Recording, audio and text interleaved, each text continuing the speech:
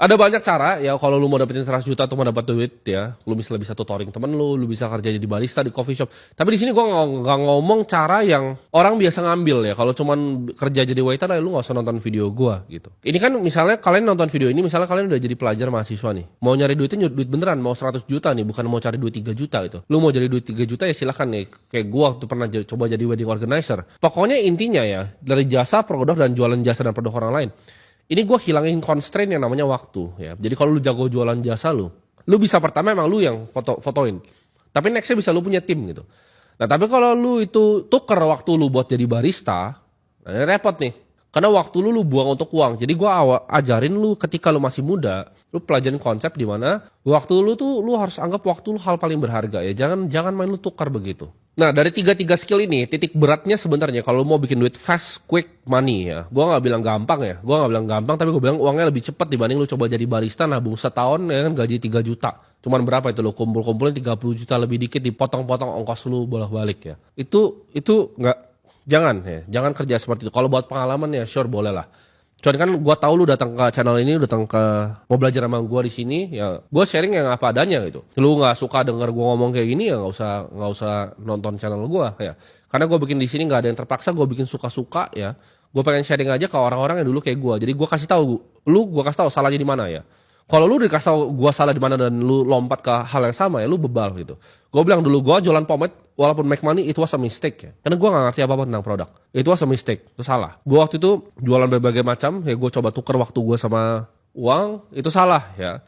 Jangan kalian tukar seperti itu. Nah, tiga skill ini ya yang gue bilang tadi, antara produk lu sendiri, jasa lu, atau produk dan jasa orang lain ya, kita bagi 3.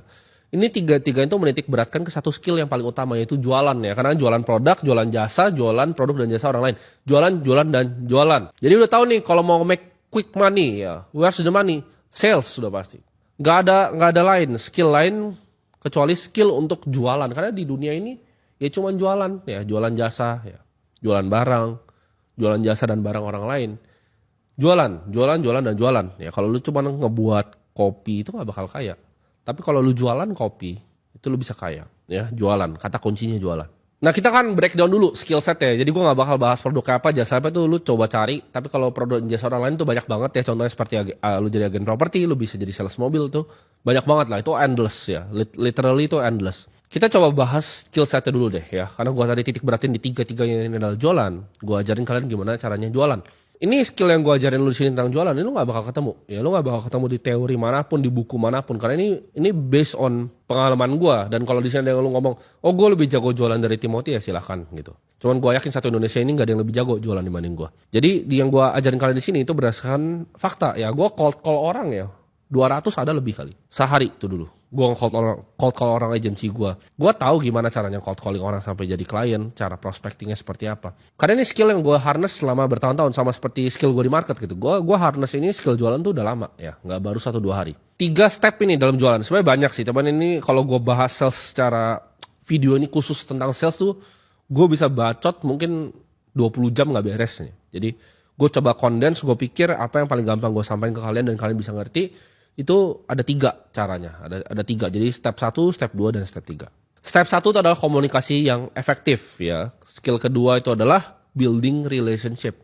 Apa hubungannya building relationship sama jualan? Ntar gue kasih tahu. Dan yang ketiga adalah skill problem solving di dalam sales ini sendiri. Jadi 3 ya, komunikasi efektif dulu ya, building relationship. Habis itu kalian bisa problem solving. Komunikasi itu penting karena produk lu ya, lu jadi software engineer nomor 1 di dunia, lu bisa bikin enterprise resource planning paling bagus. Tapi kalau lu nggak bisa jualan dan lu nggak bisa berkomunikasi secara efektif, lu punya produk tuh apa ke masyarakat, ya orang nggak akan peduli sama ERP lu gitu. Ya itu ERP software by the way. Lu harus bisa jadi pendengar yang handal ya. Kalau lu lihat ya contohnya misalnya sales di mall ya, sales paling sederhana misal di mall tuh ada sales gym lu tau, dia langsung kayak, selamat siang kamu. Itu udah pasti orang ya apa sih lu itu.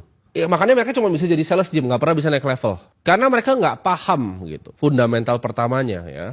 Lu untuk jadi sales yang jago itu lu bukan jadi yang paling jago bacot, tapi lu paling jago mendengar. Komunikasi yang efektif itu bukan tentang apa yang lu omongin, tapi apa yang lu dengar dan lu pakai informasi yang mereka kasih ke lu sebagai senjata ke mereka. Nah, ini rahasianya nih.